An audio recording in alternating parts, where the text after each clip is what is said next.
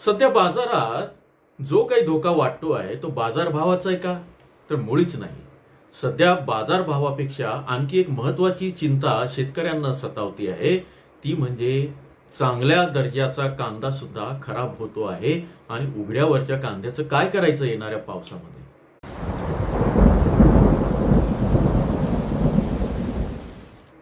या आठवड्यामध्ये जर आपण आढावा घेतला तर मागच्या वर्षीच्या तुलनेत कांद्याची आवक मुख्य बाजारपट्ट्यामध्ये घटलेली आहे. मागच्या आठवड्यात ती वाढलेली आहे. हे जरी खरं असलं तरी मागच्या वर्षाच्या तुलनेत ती बऱ्यापैकी घटलेली आहे.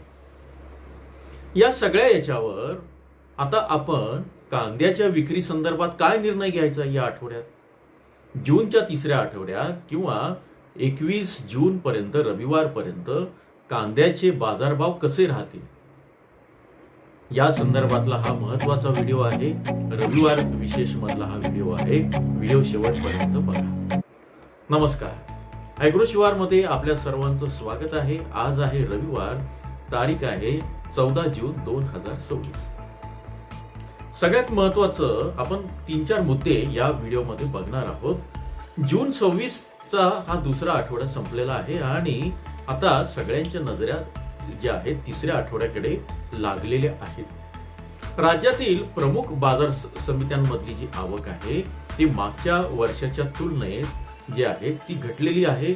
याच्यानंतर नाफेडच्या खरेदीची मानसिक स्थिती, मानसिक जो आधार आणि मान्सूनची स्थिती याचा सगळाच अभ्यास आपण या व्हिडिओमध्ये करू व संभाव्य दराचा कल तोही जाणून घेणार आहोत. आवक काय सांगते सर्वात आधी ते बघूया. तर यंदा नाशिक पट्ट्यातली जी प्रमुख बाजारामधली आवक आहे ती मागच्या वर्षाच्या तुलनेत कमी आहे. लासलगाव, पिंपळगाव, बिनसूर, येवला, देवळा या बाजारांमध्ये पुरवठा मागच्या वर्षीच्या तुलनेत घटलेला आहे. साधारणपणे आवक घटली की बाजाराला मजबूत आधार मिळतो चांगल्या दराचा.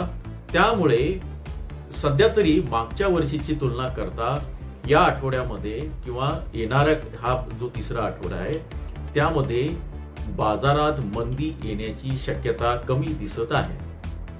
म्हणजे बाजारभाव घसरण झाली आहे, होती आहे, पण ती अगदीच खूप कमी होणार नाही. पण याचा अर्थ तेजी येणार आहे का? तर मुळीच नाही. ते का नाही, चला पुढे बघूया काय काय परिणाम ते बघता येईल. नाफेडचा काय परिणाम होतोय? मागच्या सगळ्या आठवडाभर नाफेडचा आणि HCF ची खरेदी, त्याचा दर, त्या संदर्भात होणारे गोंधळ, अनेकांनी तयार केलेले गोंधळ, यामुळे नाफेडच्या खरेदीचे प्रश्नचिन्ह आणि व्यापारी आणि सगळ्यांमध्ये संभ्रम निर्माण झाला. परिणामी बाजारभाव थोडे कमी झाले, जवळपास 150 ते 200 रुपयांनी, पण मंदी आलेली नाही. नाफेडच्या खरेदीमुळे मानसिक आधार मिळतो आहे. व्यापारी पण अनेक जे आहेत ते परिस्थितीवर लक्ष ठेवून आहेत. शेतकऱ्यांचा माल त्यामुळेच बाजारात येत असला तरी बाजार भावावर दबाव नाही, फार मोठा दबाव नाही.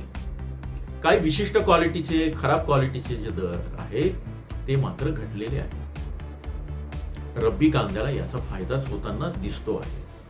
आता पावसामुळे वाढलेली जोखीम. पावसाच्या संदर्भात सगळ्यात आधी सांगतो की काही जण अफवा पसरवत आहेत, त्याच्यावर विश्वास ठेवू नका.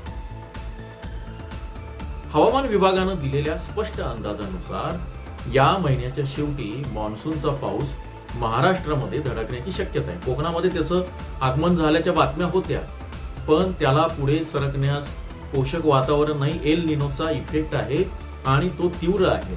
त्यामुळे दुसरा अंदाज जेव्हा हवामान खात्यानं दिला तो केवळ 90% पाऊस होणार आहे सरासरीच्या. असं असलं तरी अवकाळी पाऊस काही ठिकाणी झाला, विशेषतः मराठवाडा परिसरामध्ये, नगरच्या काही भागामध्ये आणि नाशिकचा जो मराठवाड्याला लागून असलेला जो पट्टा आहे तिथे अवकाळी पाऊस झाला. पण अजूनही हा पाऊस येण्याची शक्यता आहे. अनेक ठिकाणी अवकाळी पावसाचे ढग पण आहे. याचा परिणाम शेतामध्ये ज्या शेतकऱ्यांनी कांद्याचे पोळ लावून ठेवलेले आहेत त्यांच्या कांद्यावर होऊ शकतो. त्यामुळे त्यांना कांदा खराब होण्याची भीती आहे. ताडपत्री खाली ठेवलेला किंवा पोळ लावलेला कांदा असेल तर त्याची जोखीम जास्त वाढते आणि त्याची जोखीम सुद्धा ही महत्वाची ठरते. आता संभाव्य बाजारभावांचा कल काय असेल ते बघूया. नाशिक जिल्ह्यात नाशिक पट्ट्यात रब्बी कांद्याला तुलनेनं चांगला आधार मिळेल. फार मोठी तेजी येणार नाही, 2000-1700-1800 अशी जाणार नाही. पुणे आणि सांगली भागात स्थिर राहून थोडासा तेजीकडे झुकेल, स्थिर राहणार त्याच्यामध्ये. मुंबई सातारा बाजारभाव स्थिर राहणार. अहिल्यानगर, सोलापूर, छत्रपती संभाजीनगर मध्ये मात्र पुरवठा आणि एकूणच दबाव कायम राहील. इथे बाजारभाव फार मोठी वाढ होणार नाही. त्यातही छत्रपती संभाजीनगर, धाराशिव इथे बाजारभाव फार मोठी अपेक्षा नाही. धुळे जिल्ह्यामध्ये सुद्धा वाढ जी आहे फार होणार नाही, टिकून राहतील. विदर्भामध्ये मात्र तुलनेनं चित्र चांगलं असेल. नागपूर, चंद्रपूरमध्ये मागणीचा जोर आणि पुरवठ्याची गणित यामुळे बाजारभाव टिकून राहणार आहे, ते चांगले असणार आहे. पांढऱ्या कांद्याचे बाजारभाव वधारणार. आता हे सगळं असताना आम्हाला जिल्हावार बाजारभाव सांगा आणि विक्रीचा स्पष्ट खरेदी किंवा आपलं साठवणूक किंवा विक्रीचा अगदी स्पष्ट सल्ला द्या. किती टक्के विकायचं, काय आहे हे सगळं माहिती करायची असेल. नाशिकमध्ये किती बाजारभाव जाऊ शकतो नाशिक जिल्ह्याचे, अहिल्यानगरचे किती राहतील, बुलढाण्यामध्ये काय राहतील, हे सगळं स्पष्टपणे आपण आज सकाळी किंवा दुपारी जो मेंबरशिपचा व्हिडिओ केलेला आहे त्यामध्ये आहे. तुम्ही जॉईनच्या बटनावर क्लिक करून बघू शकतात. इथे मात्र मी तुम्हाला ही माहिती देतच असणार आहे. अनेक शेतकऱ्यांना त्याचा फायदा झाला, त्यानुसार त्यांनी विक्रीचे साठवायचे निर्णय घेतलेले आहेत, लक्षात घ्या. तुम्ही पण त्या पद्धतीनं बघितलं तर तुम्हाला फायदा नक्कीच होईल. आता सगळ्यात महत्वाचा प्रश्न तरी पण तुमच्यासाठी दोन महत्वाचा निर्णय, कांदा ठेवायचा की विकायचा.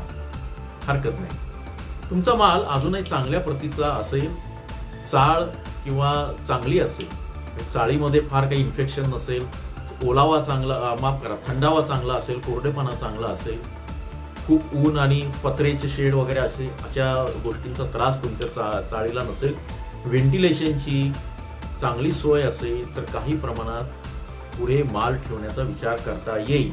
पण ज्यांचा कांदा खराब होत आहे, ज्यांनी उघड्यावर साठवलेला आहे, ज्यांची कूच म्हणजे मालाची कूच होत असेल तर त्यांनी विक्रीचा निर्णय घ्यायला हरकत नाही, त्यांनी जोखीम घेऊ नये. कारण बाजारभाव वाढून आणखी महिनाभराने बाजारभाव वाढले असं समजूया आणि त्याच्यातनं जो काही फायदा मिळाला 100, 200, 500, 1000 जे काय असेल, पण त्या तुलनेत जर कांदाच खराब झाला तर त्याच्यामुळे त्या वाढीचा फायदा तुम्हाला होणार नाही. त्यामुळे या संदर्भात तुम्हाला इथं विक्रीचा निर्णय घेण्याची जी काही आहे तिथे तुम्ही स्पष्टपणे पुढाकार घेऊ शकतात. मात्र ॲव्हरेज बिलो ॲव्हरेज कांदा असेल, ठेवायचा किंवा नाही ठेवायचा किंवा कुठलाही कांदा असेल, विक्री करायची नाही करायची या संदर्भातला जो काही निर्णय आहे तो तुमचा आहे. ॲग्रोशिवार कुणालाही कांदा ठेवा विका असं सांगत नाही. मात्र ही माहिती तुम्ही संदर्भ म्हणून वापरा, त्याचाही उपयोग अनेकांना होतो आणि अगदी स्पष्ट सल्ला किती टक्के, काय टक्के, कुठल्या भागात विकायचा, साठवायचा हे सगळं तुम्हाला मेंबरशिप व्हिडिओमध्ये कळेल. यामध्ये तुम्ही ते बघू शकता. रब्बी, लोकल, लाल कांदा, पांढरा कांदा. रब्बी कांदा काही ठिकाणी लोकल कांदा म्हणतात, काही ठिकाणी लाल कांदा म्हणतात, विशेषतः सोलापूर, धुळ्यामध्ये, कारण तिथं पांढरा कांदा येतो. रब्बी कांदा स्थिर ते तेजीकडे जाईल थोडासा. लोकल कांद्यामध्ये फार तेजी नसली तरी बाजार टिकून राहू शकतो, म्हणजे हे नगरपासून तर पश्चिम महाराष्ट्राच्या पट्ट्यामध्ये. लाल कांदा म्हणजे काय तर तो सोलापूर, नागपूर आणि इथे स्थिरता राहील. नागपूर परिसरात तेजी असेल, पांढऱ्या कांद्यामध्ये तेजी असेल नागपूर परिसरामध्ये. अंतिम निष्कर्ष बघूया. जूनच्या तिसऱ्या आठवड्यात कांद्याच्या बाजारभावात मोठी मंदी दिसत नाही. परत एकदा सांगा, जूनच्या तिसऱ्या आठवड्यात कांद्याच्या बाजारभावात फार मोठी मंदी दिसत नाही.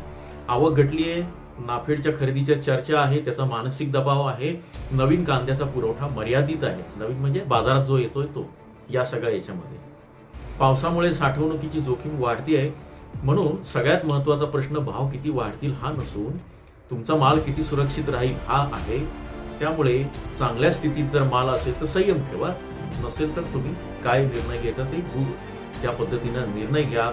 माल खराब धोका होण्याचा निर्णय असेल तर विक्रीला प्राधान्य देणं अधिक योग्य ठरू शकतं असं मला किंवा ॲग्रोशिवारच्या या सगळ्या अनालिसिसमध्ये वाटतं. आता एक महत्वाचं निवेदन, मेंबरशिप संदर्भात काहींना अडचणी येत आहे. अशा काही अडचणी असतील पेमेंटच्या वगैरे, तर तुम्ही गुगलकडे किंवा जिथे तुम्ही ज्या यूट्यूबकडे जिथं तुम्ही मेंबरशिप घेता तिथं तक्रार करा आणि त्या माध्यमातून त्या सोडवा.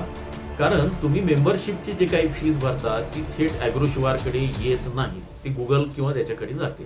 त्यामुळे तुम्हाला तिथे काही अडचणी असेल तर तिथे ते सोडवता येते. एकूणच या आठवड्याचा सगळा पट तुमच्यासमोर मांडलेला आहे. त्यानुसार आपल्या सतसत विवेक बुद्धीनं निर्णय घ्या. अधिक माहितीसाठी जॉईनच्या बटनावर क्लिक करा. तुम्हाला ही माहिती आवडली असेल तर तातडीनं सबस्क्राईब करून घ्या, लाईक करा. तुमच्या प्रतिक्रियांचं स्वागत आहे. जय जवान जय किसान. मी पंकज जोशी, विंचुरकर.